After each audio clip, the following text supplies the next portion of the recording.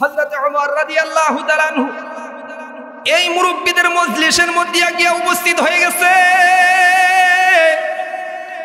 মুরব্বিদের মজলিসের মধ্যে উপস্থিত হইয়া হযরত ওমর রাদিয়াল্লাহু তাআলা আনহু মুরব্বিদেরকে জিজ্ঞাসা করে, ও মুরব্বি বাবারা, এই যে আল্লাহ তাআলা এই সূরাতুন নাসর, এই সূরাতুল বেদার মধ্যে আল্লাহ তাআলা বলেন, ইযা জাআ নাসরুল্লাহি ওয়াল ফাত। এ মুরব্বি বাবারা আপনারা বলেন। হযরতে ওমর বলে, মুরব্বি বাবারা আপনারা বলেন আল্লাহ তাআলা এই আয়াতের মধ্যে কি বুঝাইতে চান? মুরব্বিরা বলে, এই আয়াতের মধ্যে আল্লাহ তাআলা বুঝাইতে চান, আল্লাহ তাআলা বুঝাইতে চান আল্লাহ তাআলার সাহায্য আসবে এবং বিজয় আসবে। এই বিষয়টাই আল্লাহ তাআলা এই সূরার মধ্যে বুঝাইতে চান। মুরব্বিদের বক্তব্য শেষ। এখন হযরতে ওমর বলে, ও মুরব্বি বাবারা আপনাদের আর কোনো বক্তব্য আছে নাকি এই সূরার ব্যাপারে, এই আয়াতের ব্যাপারে আর কোনো বক্তব্য আছে নাকি? মুরব্বি বাবারা বলেন, না না, আমরা এই আয়াত থেকে এটাই বুঝছি। দেখেন যুবকদের দিয়া কি কাজ হয়, খেয়াল করেন। যখন মুরব্বিদের বক্তব্য শেষ, এখন হযরতে ওমর ইবনে আব্বাস যুবককে জিজ্ঞাসা করে, ও ইবনে আব্বাস, এই যে এই আয়াতের মধ্যে ইযা জাআ নাসরুল্লাহি ওয়াল ফাত, এই আয়াত দিয়া যুবক ইবনে আব্বাস তুমি কি বুঝছো? তোমার বক্তব্যটা একটু শোনাও। যুবক ইবনে আব্বাস রাদিয়াল্লাহু তাআলা আনহু বলেন, আমি এই আয়াত দিয়া বুঝছি আল্লাহ তাআলা এই আয়াত দিয়া বুঝাইতে চান আমার নবী, বিশ্ব নবী মুহাম্মদুর রাসূলুল্লাহ সাল্লাল্লাহু আলাইহি ওয়াসাল্লাম আর বেশি দিন দুনিয়ার মধ্যে জীবিত থাকবেন না, দুনিয়া থেকে চলে যাবেন। আল্লাহ তাআলা এই সূরার মধ্যে বিজয় সম্পর্কে কথা বলেছেন। এই যে আমাদের বিজয় আসতেছে, বিজয়ের দিন 16 ডিসেম্বর, এই বিজয়ের দিন আমরা কি করি এবং আমাদের করণীয় কি, এই বিষয়ে, এই বিজয় বিষয়ে আল্লাহ তাআলা এই সূরাটা নাজিল করেছেন। আল্লাহ তাআলা কোরআনে কারীমের মধ্যে বলেন, ইযা জাআ নাসরুল্লাহি ওয়াল ফাত, স্মরণ করো ওই সময়ের কথা যখন আল্লাহ তাআলার সাহায্য এবং বিজয় যখন আসবে, ওই সময়ের কথা স্মরণ করো। এই সূরাটা যখন নাকি অবতীর্ণ হয়েছে, এই সূরাটা অবতীর্ণ হওয়ার পরে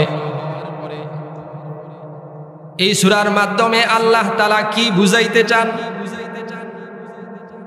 এই সূরার মাধ্যমে আল্লাহ তাআলা বুঝাইতে চান হযরত ওমর রাদিয়াল্লাহু তাআলা আনহু যখন বিভিন্ন মজলিসের মধ্যে যাইতেন, মজলিসের মধ্যে যাওয়ার সময় হযরত ইবনে আব্বাস রাদিয়াল্লাহু তাআলা আনহুকে সাথে নিয়ে যাইতেন। হযরত ইবনে আব্বাস যুবক মানুষ আর হযরতে ওমর রাদিয়াল্লাহু তাআলা আনহু হইলেন বয়স্ক মানুষ। এই কারণে হযরতে ওমর যেই জায়গার মধ্যেই যাইতেন, যেই মজলিসের মধ্যেই যাইতেন, যাওয়ার সময় হযরতে ইবনে আব্বাস রাদিয়াল্লাহু তাআলা আনহুকে সাথে নিয়ে যাইতেন। সাথে নিয়ে যাওয়ার কারণে অনেক সময় মুরব্বিরা একটু বিরক্তি ভাব দেখাইত। কারণ হইল হযরতে ইবনে আব্বাস হইলেন যুবক আর হযরতে ওমর রাদিয়াল্লাহু তাআলা আনহু হইলেন একটু বয়স্ক। এই কারণে মুরব্বিরা বুঝাইতে চাইত। ইবনে আব্বাস হইলেন যুবক মানুষ। ইবনে আব্বাস তার বয়সের যেই সমস্ত মানুষগুলো আছে যুবকদের সাথে সে ঘুরবে, সে কেন মুরব্বিদের মজলিসে ইবনে আব্বাস কেন আসে? হযরতে ওমর রাদিয়াল্লাহু তাআলা আনহু যখন দেখলেন মুরব্বিরা যুবক ইবনে আব্বাস মুরব্বীদের মজলিসের মধ্যে যাওয়াটাকে পছন্দ করে না। মুরব্বীদের এই ভাব সাব দেখা মুরব্বীদের জবাব দেওয়ার জন্য হযরতে ওমর বলেন, হযরতে ওমর রাদিয়াল্লাহু তাআলা আনহু বলেন, মুরব্বীদেরকে বলছেন, এ মিয়ারা যান অমুক জায়গার মধ্যে একটা মজলিসের মধ্যে আপনারা উপস্থিত হন। এবং ইবনে আব্বাসকে বললেন, ইবনে আব্বাস যাও তুমিও ওই মজলিসের মধ্যে গিয়া উপস্থিত হও। যুবকদের মাধ্যমে কি অর্জন হয়? যুবকদের মাধ্যমে মাশাআল্লাহ, আজকে যুবক বেশি মাশাআল্লাহ। যুবকদের মাধ্যমে 10 জন মুরব্বী যতটুকু কাজ করতে না পারে, যতটুকু কাজ করতে পারবে একজন যুবক সেই পরিমাণ কাজ করতে পারে। কথা বলেন ঠিক কিনা? এই কারণে যুবকরা, ইবনে আব্বাস যুবক মানুষ, মুরব্বীদের মজলিসে যাওয়ার কারণে মুরব্বীরা পছন্দ করে না। হযরতে ওমর রাদিয়াল্লাহু তাআলা আনহু বুঝাই দিলেন যে একটা যুবকের কি পরিমাণ মূল্যায়ন বুঝো মিয়ারা। মজলিসের মধ্যে গিয়া সব মুরব্বীরা উপস্থিত হয়েছে। সব মুরব্বীরা যখন উপস্থিত হয়েছে, হযরতে ওমর বলে, ইবনে আব্বাস তুমিও যাও, তুমিও গিয়া ওই মুরব্বীদের মজলিসের মধ্যে তুমিও গিয়া বসো। হযরত ইবনে আব্বাস রাদিয়াল্লাহু তাআলা আনহু বুঝে ফেললেন যে আল্লাহর নবীর সাহাবী হযরতে ওমর রাদিয়াল্লাহু তাআলা আনহু আজকে মুরব্বীদেরকে একটা বিষয় বুঝাবেন। যুবকরা ভালো করে শুনেন, খুব মনোযোগ দিয়ে শুনেন। হযরতে ওমর রাদিয়াল্লাহু তাআলা আনহু এই মুরব্বীদের মজলিসের মধ্যে গিয়ে উপস্থিত হয়ে গেছে। মুরব্বীদের মজলিসের মধ্যে উপস্থিত হইয়া হযরতে ওমর রাদিয়াল্লাহু তাআলা আনহু মুরব্বীদেরকে জিজ্ঞাসা করে, ও মুরব্বী বাবারা, এই যে আল্লাহ তাআলা এই সূরাতুন নাসর, এই সূরাতুল বেদার মধ্যে আল্লাহ তাআলা বলেন, ইযা জাআ নাসরুল্লাহি ওয়াল ফাত। এ মুরব্বী বাবারা আপনারা বলেন। হযরতে ওমর বলে, মুরব্বী বাবারা আপনারা বলেন আল্লাহ তাআলা এই আয়াতের মধ্যে কি বুঝাইতে চান? মুরব্বীরা বলে, এই আয়াতের মধ্যে আল্লাহ তাআলা বুঝাইতে চান, আল্লাহ তাআলা বুঝাইতে চান আল্লাহ তাআলার সাহায্য আসবে এবং বিজয় আসবে। এই বিষয়টাই আল্লাহ তাআলা এই সূরার মধ্যে বুঝাইতে চান। মুরব্বীদের বক্তব্য শেষ। এখন হযরতে ওমর বলে, ও মুরব্বী বাবারা, আপনাদের আর কোনো বক্তব্য আছে নাকি এই সূরার ব্যাপারে, এই আয়াতের ব্যাপারে আর কোনো বক্তব্য আছে নাকি? মুরব্বী বাবারা বলেন, না না, আমরা এই আয়াত থেকে এটাই বুঝছি। দেখেন যুবকদের দিয়া কি কাজ হয়, খেয়াল করেন। যখন মুরব্বীদের বক্তব্য শেষ, এখন হযরতে ওমর ইবনে আব্বাস যুবককে জিজ্ঞাসা করে, ও ইবনে আব্বাস, এই যে এই আয়াতের মধ্যে ইযা জাআ নাসরুল্লাহি ওয়াল ফাত, এই আয়াত দিয়া যুবক ইবনে আব্বাস তুমি কি বুঝছো? তোমার বক্তব্যটা একটু শোনাও। যুবক ইবনে আব্বাস রাদিয়াল্লাহু তাআলা আনহু বলেন, আমি এই আয়াত দিয়া বুঝছি আল্লাহ তাআলা এই আয়াত দিয়া বুঝাইতে চান আমার নবী, বিশ্ব নবী মুহাম্মাদুর রাসূলুল্লাহ সাল্লাল্লাহু আলাইহি ওয়াসাল্লাম আর বেশি দিন দুনিয়ার মধ্যে জীবিত থাকবেন না, দুনিয়া থেকে চলে যাবেন। এই বক্তব্য শোনার পরে হযরতে ওমর বলে, আমিও এই আয়াত দিয়ে এটাই বুঝলাম। আমার বুঝ এবং যুবক ইবনে আব্বাসের বুঝ একসাথে মিলে গেছে। আর মুরব্বী বাবারা যারা যেই বক্তব্যটা দিয়েছে তাদের কারুর সাথে আমার বুঝটা মিলে নাই। আমার বুঝটা একজন যুবক ইবনে আব্বাসের সাথে মিলে গেছে। বলেন না সুবহানাল্লাহ। হযরতে ওমর বুঝাই দিলেন কি কারণে যুবকদেরকে নিয়ে আমি ঘুরি, যুবকদেরকে নিয়ে আমি কি কারণে ঘুরি। আমার সাথে যুবক ইবনে আব্বাস থাকে, এই কারণে তোমরা পছন্দ করো নাই। কি কারণে বুঝি, কি কারণে ইবনে আব্বাসকে আমার সাথে রাইখা আমি বিভিন্ন মজলিসের মধ্যে যুবক ইবনে আব্বাসকে নিয়ে যাই। মুরব্বীরা সবাই মিলে যেই জবাব দিতে না পারে, সবাই মিলে যার জবাব সঠিক উত্তরটা দিতে পারে না, আর একজন ইবনে আব্বাস, একজন যুবক সবার চাইতে সুন্দর উত্তরটা হযরতে ইবনে আব্বাস সুন্দর করে শোনাই দিয়েছেন। বলেন না সুবহানাল্লাহ। এই কারণে যুবকদের খুব দরকার, যুবকদের খুব দরকার। আল্লাহ তাআলা বলেন ইযা জাআ নাসরুল্লাহি ওয়াল ফাত, যখন বিজয় আসবে, আল্লাহ তাআলার সাহায্যের মাধ্যমে যখন বিজয় আসবে, যখন বিজয় আসবে, ওয়ারাআইতান নাসা ইয়াদখুলুনা ফি দীনিল্লাহি আফওয়াজা, হে নবী আপনি দেখবেন মানুষেরা দেখবেন দলে দলে ইসলামের মধ্যে প্রবেশ করতেছে। কারণ মক্কা বিজয় যখন এখনো পর্যন্ত হয় নাই, মক্কা বিজয় না হওয়ার কারণে অনেক মানুষ তাদের মনে চায় ইসলাম ধর্মটাকে গ্রহণ করতে, মনে চায় ইসলাম ধর্মটাকে গ্রহণ করে আমিও জান্নাতি হয়ে যাই।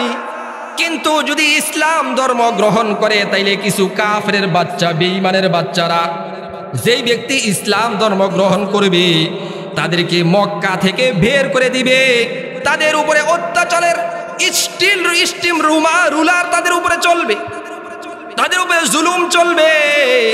এই ভয়ে অনেক মানুষ তাদের মনের ইচ্ছা থাকা সত্ত্বেও তারা ইসলাম ধর্ম গ্রহণ করে না। আল্লাহ নবী সাল্লাল্লাহু আলাইহি ওয়াসাল্লাম মক্কার মধ্যে যখন নাকি ইসলামের দাওয়াত দিয়েছেন, মক্কার মধ্যে ইসলামের দাওয়াত দেওয়ার কারণে আল্লাহ নবীকে কাফেররা উপাধি দিয়েছে আল আমিন নামে, তাকে আল আমিন নামে উপাধি দিয়েছে। কাফেরদের যখন কিছু টাকা পয়সা হইতো, আগে তো আর ব্যাংকের ব্যবস্থা ছিল না, যখন কিছু টাকা পয়সা হইতো এই টাকা পয়সা জমা রাখার জন্য আল্লাহ নবীর কাছে যাইতো। আল্লাহ নবী এই যে টাকাটা আপনার কাছে দিলাম, এই টাকাটা আপনার কাছে আমানত দিলাম, আমার যখন প্রয়োজন হয় আপনি আমাকে দিয়া দিয়েন। এই পরিমাণ বিশ্বাস করতো আল্লাহ নবী সাল্লাল্লাহু আলাইহি ওয়াসাল্লামকে। কিন্তু যখন আল্লাহ নবী যখন ইসলামের দাওয়াত দেয় মুসলমানদেরকে, মানুষদেরকে যখন নাকি ইসলামের দাওয়াত দেয়, মুসলমান হওয়ার দাওয়াত যখন মানুষদেরকে দেয়, তখন আল আমিন যাকে উপাধি দিয়েছে, এখন এই আল আমিন বিশ্বাসী আল্লাহ নবীর শত্রু হয়ে গেছে। এখন আল্লাহ নবীর শত্রুতা করে। কি পরিমাণ শত্রুতা করেছে! কাফেররা, বেঈমানেরা সিদ্ধান্ত নিয়েছে আল্লাহ নবী সাল্লাল্লাহু আলাইহি ওয়াসাল্লামকে হত্যা করে ফেলবে। সিদ্ধান্ত নিয়েছে আল্লাহ নবীকে হত্যা করে ফেলবে। এই পরিমাণ সিদ্ধান্ত নিয়েছে ইসলাম ধর্ম গ্রহণ করার কারণে, ইসলামের দাওয়াত দেওয়ার কারণে। এই ভয়ের কারণে অনেক মানুষ চায় ইসলাম ধর্ম গ্রহণ করতে, কিন্তু কাফেরদের ভয়ের কারণে গ্রহণ করে না। এই কারণে আল্লাহ তাআলা জানায় দেন, মক্কা বিজয় যখন আসবে, মক্কা যখন বিজয় হবে, বিজয় হওয়ার পরে আপনি দেখবেন ওয়ারাআইতান নাসা ইয়াদখুলুনা ফি দীনিল্লাহি আফওয়াজা, আপনি দলে দলে দেখবেন তারা মুসলমান হইতেছে, দলে দেখবেন তারা ইসলাম ধর্ম গ্রহণ করতেছে। দেখবেন তারা মুসলমান হইয়া আল্লাহ নবী সাল্লাল্লাহু আলাইহি ওয়াসাল্লামের দাওয়াত কিভাবে কবুল করে। আল্লাহ নবী সাল্লাল্লাহু আলাইহি ওয়াসাল্লামকে বলাই দিলেন, আল্লাহ তাআলা জানাই দেন, ও আল্লাহ নবী, আপনার দায়িত্ব হলো, আপনার কর্তব্য হলো, আপনি মুসলমানদেরকে পরিপূর্ণ ইসলামের দাওয়াতটা, ইসলামের মূল বিষয়গুলা আপনি মানুষদেরকে জানাই দিবেন। যখন সব কিছু জানানো শেষ হয়ে যাবে, আপনার আর দুনিয়ার মধ্যে থাকার প্রয়োজন নাই। বিদায় হজের মধ্যে যখন আল্লাহ নবী সাল্লাল্লাহু আলাইহি ওয়াসাল্লাম গেছেন, আল্লাহ নবী সাল্লাল্লাহু আলাইহি ওয়াসাল্লাম বিদায় হজের মধ্যে গিয়া বলেন, আল ইয়াউমা আকমালতু লাকুম দীনাকুম, আমি কি তোমাদের নিকট তোমাদের দিনকে পরিপূর্ণ পৌঁছাইতে পারছি নাকি? সাহাবায়ে কেরাম জবাব দেন, হ্যাঁ হ্যাঁ, আপনি আপনার দায়িত্ব, আমাদের ধর্ম, আমাদের দিনকে পরিপূর্ণ আপনি বুঝাই দিয়েছেন। পরিপূর্ণ আমরা দিনকে বুঝছি, পরিপূর্ণ আমরা দিনকে বুঝছি। এই প্রশ্ন করার পরে অনেক সাহাবীরা চোখ দিয়া পানি বের করা শুরু করে দিছে, কান্না শুরু করে দিছে অনেক সাহাবীরা। এই প্রশ্ন করার পরেই অনেক সাহাবীরা, বিচক্ষণ সাহাবীরা, শিক্ষিত সাহাবীরা বুঝে ফেলছে আল্লাহ নবী দুনিয়ার মধ্যে আর মনে হয় থাকবেন না, দুনিয়া থেকে চলে যাবেন। এই কারণে আল্লাহ নবী এই প্রশ্ন করছে। এই কারণে আল্লাহ তাআলা শিখাইছেন, আপনার কাজ শেষ, আপনার কাজ যখন শেষ হয়ে গেছে, দিনের বুঝ যখন পরিপূর্ণ আপনি মানুষদেরকে বুঝাই দিছেন, এখন দুনিয়ার মধ্যে থাকার আপনার দরকার নাই, আপনি আর দুনিয়ার মধ্যে বেশি সময় থাকতে পারবেন না। এরপরে আল্লাহ নবী, এই বছরই আল্লাহ নবীর মৃত্যু হয়ে যায়। এখন আপনার শেষ, দায়িত্ব শেষ, আপনার কাজ শেষ, দায়িত্ব আপনি পরিপূর্ণ মুসলমানদেরকে বুঝাই দিয়েছেন। এখন দুনিয়ার মধ্যে যতদিন থাকবেন আপনার কাজ কি? আপনার কাজ হইল ফাসাব্বিহ বিহামদি রাব্বিকা ওয়াস্তাগফির। আপনার কাজ হইল আপনি আল্লাহ তাআলার প্রশংসা সহকারে তাসবিহ করেন, ওয়াস্তাগফির, এবং তার নিকটে তওবা করেন, তার নিকটে ক্ষমা চান। এখান থেকে একটা গুরুত্বপূর্ণ শিক্ষণীয় বিষয় আমাদের শিখার একটা বিষয়। অনেক মুরব্বী বাবারা এমন আছে যাদের সন্তানাদি বিদেশে থাকে, যাদের সন্তানাদি এখন কর্মস্থলে চলে গেছে, মেয়েগুলা বিবাহ শাদী দিয়া দিছে। এখন বাবা অবসর, সন্তানেরা বলে বাবা আপনার কোনো কাজের দরকার নাই, আপনার কাজ করতে হবে না, আপনি শুধু ইবাদত করবেন। কি বলেন, এরকম মুরব্বী আছে না আমাদের এলাকায়? বলে, সন্তানেরা বলে বাবা আপনার কোনো কাজ করতে হবে না, আপনি শুধু মসজিদের মধ্যে ইবাদত করবেন, যা কিছু লাগে আমাদের কাছে বলবেন, আমরা আপনাকে দিব। এখান থেকে শিখার বিষয় হইল আল্লাহ নবী সাল্লাল্লাহু আলাইহি ওয়াসাল্লামের দায়িত্ব যখন শেষ হয়ে গেছে, কাজ যখন শেষ হয়ে গেছে, তখন আল্লাহ তাআলার পক্ষ থেকে কাজ দিয়া দিছেন। আপনার কাজ হইল আপনি এখন তাসবিহ করবেন, আল্লাহ তাআলার নিকট ক্ষমা চাবেন। এখন এইখান থেকে শিক্ষণীয় বিষয় হইল আমাদেরকে, যাদেরকে আল্লাহ তাআলা অবসর করে দিয়েছেন, এখন আমার আর চাকরি করা লাগে না, সন্তানের টেনশন নাই, ছেলেদের চিন্তা করা লাগে না, মেয়েদের চিন্তা করা লাগে না। আল্লাহ তাআলা আমাদেরকে অবসর বানাই দিয়েছেন। অবসর বানাইলেন কি? আল্লাহ তাআলা আমাদেরকে অবসর করে দিয়েছেন। এই সুযোগ তো সবার হয় না। অনেক বাবারা এমন আছে, মাত্র নাবালেগ বাচ্চা, এই নাবালেগ বাচ্চা রেখেই দুনিয়া থেকে চলে যায়। কিন্তু আল্লাহ তাআলা আপনাকে এমন সুযোগ করে দিয়েছেন, আপনার ছেলেগুলা এখন উপযুক্ত কর্মস্থলে চলে গেছে, আপনার মেয়েগুলা এখন বিবাহ শাদী হয়ে আপনি ঝামেলা মুক্ত। এই অবসর আল্লাহ তাআলা আপনাকে করে দিয়েছেন। এখন আপনার কাজ হইল, এই সূরা থেকে আমরা শিখতে পারি, আমার কাজ হইল, যেই মুরব্বী এখন অবসর, আপনার কোনো কাজ নাই, আল্লাহ তাআলা আপনার কাজ বলে দিতেছেন। আপনার কি কাজ? ছেলে বলে বাবা আপনার কোনো ইনকামের চিন্তা করতে হবে না, কিন্তু এরপরেও মুরব্বী বাবারা শুধু চিন্তা করে আমার ছেলের কিভাবে আয় করা যায়। আছে না এরকম মুরব্বীরা? অনেক সময় শুধু চিন্তা করে কিভাবে আয় করা যায়। এই কারণে মসজিদে ঠিকমতো জামাতের মধ্যে নামাজ পড়তে পারে না, জামাতের মধ্যে শরীক হইতে পারে না, কয় কাজের ব্যস্ততা। এলাকার সবাই বলে লোকটা অবসর, কিন্তু লোক নিজে বলে আমি ব্যস্ত, আমি ব্যস্ত। আল্লাহ তাআলা আপনার ব্যাপারে আল্লাহ তাআলা বলেন আপনার কাজ হইল, আল্লাহ তাআলা আপনাকে অবসর বানাই দিয়েছেন। এখন আপনার কাজ হইল আপনি কি করবেন? আপনার কাজ হইল ফাসাব্বিহ বিহামদি রাব্বিকা ওয়াস্তাগফির। আপনার কাজ হইল আপনি সব সময় আল্লাহ তাআলার জিকির করবেন, আল্লাহ তাআলার প্রশংসা করবেন, আল্লাহ তাআলা তাসবিহ তাহলিল করবেন এবং আল্লাহ তাআলার নিকট ক্ষমা চাবেন, আল্লাহ ক্ষমা করে দেন। আল্লাহ নবী সাল্লাল্লাহু আলাইহি ওয়াসাল্লামের কোনো গুনাহ ছিল না, এরপরেও আল্লাহ তাআলা বলছেন গুনাহ ছিল না, এরপরেও বলছেন আপনি তওবা করেন, আল্লাহ তাআলার নিকট তাসবিহ তাহলিল করেন। আল্লাহর নবীর কোনো গুনাহ ছিল? কোনো গুনাহ ছিল না, নিষ্পাপ মাসুম। কিন্তু আমরা তো গুনার অভাব নাই, এই কারণে আল্লাহ তাআলা শিখাই দিয়েছেন, যেহেতু অবসর বানাই দিয়েছেন আল্লাহ, আপনার কাজ হইল আপনি সব সময় আল্লাহ তাআলার জিকির করবেন, সব সময় আল্লাহ তাআলার নিকট ক্ষমা চাবেন। যদি ক্ষমা চান, আল্লাহ তাআলার নিকট জিকির করেন, তাইলে ইন্নাহু কানা তাওয়াবা। যদি আল্লাহ তাআলার নিকট তওবা করেন, তাইলে আপনি আল্লাহ তাআলাকে ক্ষমাশীল পাবেন, আল্লাহ তাআলা আপনাকে ক্ষমা করে দিবে। আল্লাহ তাআলা ক্ষমা করার জন্য রেডি। हर घड़ी तो देने के तैयार है, हर घड़ी तो देने के तैयार है, जो न मांगे उससे तू बेजार है। যেই ব্যক্তি আল্লাহ তাআলার কাছে চায়, আল্লাহ তাআলা সব সময় দেওয়ার জন্য প্রস্তুত। আল্লাহ তাআলার কাছে চাইলে আল্লাহ তাআলা খুশি হন। আর যেই ব্যক্তি আল্লাহ তাআলার কাছে না চায়, আল্লাহ তাআলা তার প্রতি রাগ হন।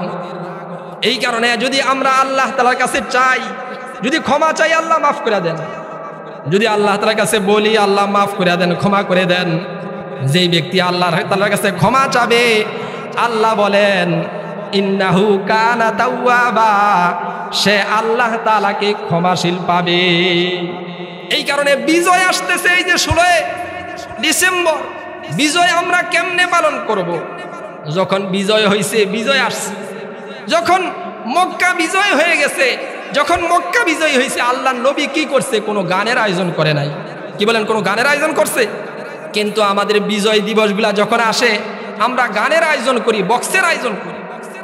আল্লাহ নবীর কাছ থেকে শিক্ষা, আল্লাহ তাআলার কাছ থেকে শিক্ষা, যখন বিজয়ের দিন আসবে কোনো গানের আয়োজন হবে না, কোনো বক্সের আয়োজন হবে না। বরং যখন বিজয়ের দিন আসবে, যারা বিজয়ের জন্য জীবন দিয়েছে তাদের জন্য দোয়া করা, তাদের জন্য জিকির করা, তাদের জন্য দোয়া করা, তাদের জন্য বিভিন্ন দোয়া মাহফিল করা। এই কারণে বিজয়ের দিন যখন আসতেছে, বিজয়ের দিনে আমরা যাতে আল্লাহ এবং আল্লাহর রাসূলের দিক নির্দেশনা অনুযায়ী আমরা বিজয় দিবসগুলো পালন করতে পারি। করবো তো ইনশাআল্লাহ। যেইভাবে আল্লাহ এবং আল্লাহর রাসূল দিক নির্দেশনা দেন, বিজয় দিবস কিভাবে পালন করতে হবে, সেই দিক নির্দেশনা অনুযায়ী কোনো দুনিয়ার কোনো মানুষকে খুশি করার জন্য গান আর বক্সের আয়োজন হবে? সবাই বলেন, গান বক্সের আয়োজন হবে? হবে না।